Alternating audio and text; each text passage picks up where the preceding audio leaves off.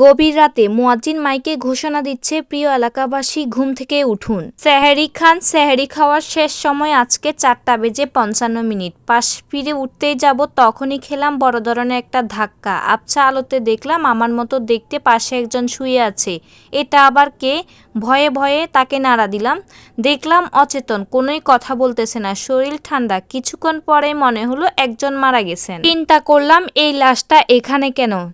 আবার দেখতে পুরোপুরি আমার মতো। স্বপ্ন দেখতেছি না তো, নাকি সত্যি? অনেকক্ষণ চিৎকার করে সবাইকে ডাকার চেষ্টা করলাম, কিন্তু কেউ আসতেছে না। একটু পর দেখলাম বোনের রুমে লাইট জ্বালানো এবং ওই লাশটার কাছে এসে বলল, ভাইয়া সেহরি খাবি? উঠ, সময় হয়েছে। আমি তো পুরোই অবাক, এসব কি হচ্ছে? ওর কাছে গিয়ে বললাম, ওই তোর কি মাথা খারাপ হয়েছে? লাশটা এই রুমে আসলো কিভাবে? এটা কার লাশ? দেখলাম সে আমার কথায় কোনো কর্ণপাত করল না। সেও লাশটাকে ধরে অবাক হলো এবং চিৎকার করে উঠল। মুহূর্তের মধ্যে পাশের রুম থেকে আব্বু আম্মু এসে স্তব্ধ। ধপ করে খাটে বসে লাশটাকে ধরে ঝাঁকাতে লাগলো এবং চিৎকার করতে লাগলো, বাবা কি হয়েছে তোর? কথা বলছিস না কেন? কথা বল। আম্মু ব্যাপারটা বোঝার সাথে সাথে বেহুঁশ। চিৎকারের আওয়াজে চাচা চাচি ভাবি কাজিনরা সবাই জড়ো হলো। লাশটাকে দেখে সবাই ইন্নানিল্লাহি পড়তে লাগলো। আশেপাশের কান্নার রোল পড়ে গেছে। মুয়াজ্জিন বেচারা সেহরির জন্য ডাকতে ডাকতে এমনিতে হয়রান হয়ে গেছে, এখন আবার নতুন এলান করতে হবে। সবাই আমাকে বাদ দিয়ে লাশটাকে নিয়ে ব্যস্ত হয়ে পড়ল। কাউকেই বুঝাতে পারলাম না যে আমি বেঁচে আছি। মনে হলো সবাই পাগল হয়ে গেছে। এক কাজিনকে খেপে গিয়ে একটা ধাক্কা মেরেছিলাম, সে দেখলাম বিন্দু পরিমাণও প্রতিবাদ করেনি। ফজরের পর লাশটাকে গোসল করানোর ব্যবস্থা করা হলো। মুয়াজ্জিন সাহেব আরেকজনকে নিয়ে আসলেন আর দুইজন বলাবলি করতে লাগলেন, মৃত্যু কারো কখনোই বলে কয়ে আসে না। এরকম তাগড়া মানুষ মারা যাইব কে ভাবছে? কাল বিকালে নাকি সবার সাথে হাসি খুশিভাবে কথা বলতেছে। আমি লাশটার পাশে বসেছিলাম, দাঁড়িয়ে আছে, ওনাদের কথা শুনতেছিলাম। গোসল করানোর পর কাফনের কাপড় পরিয়ে লাশটাকে রাখা হয়েছে। লাশ ঢাকবার জন্য মসজিদ থেকে কালো কাপড়টাও আনা হলো। সবাইকে শেষবারের মতো লাশ দেখার সুযোগ করে দেওয়া হলো।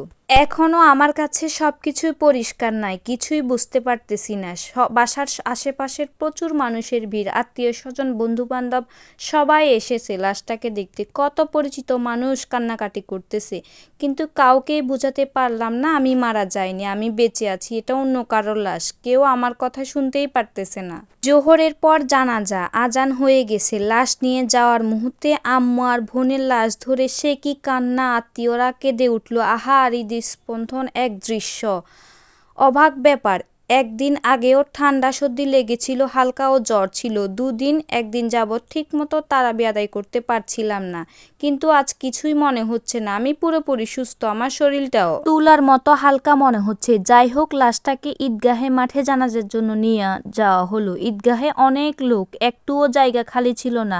বাবা হালকা একটু কথা বলার জন্য ইমাম সাহেব একটু বয়ান করেন, জানাজা পড়ালেন। জানাজা শেষে লাশটাকে কবরস্থানে নিয়ে যাওয়া হলো। সেখানে গিয়ে দেখলাম দাদাভাইয়ের এক কবরের পাশে একটা কবর খনন করা হয়েছে। ঠিকঠাকভাবে লাশ দাফন করে সবাই আত্মার মাগফিরাতের জন্য দোয়া পড়তে লাগলো। মুনাজাত শেষে সবাই যার যার মতো চলে গেল, কিন্তু বাবা বসে থাকলো। তাকেও জোর করে নিয়ে যাওয়া হলো। অবশেষে আমার কাছে সব পরিষ্কার হতে লাগলো যে আসলে আমি এই জগতে নেই। যদি আরেকটা বার সুযোগ পেতাম তাহলে কত যে আমল করতাম।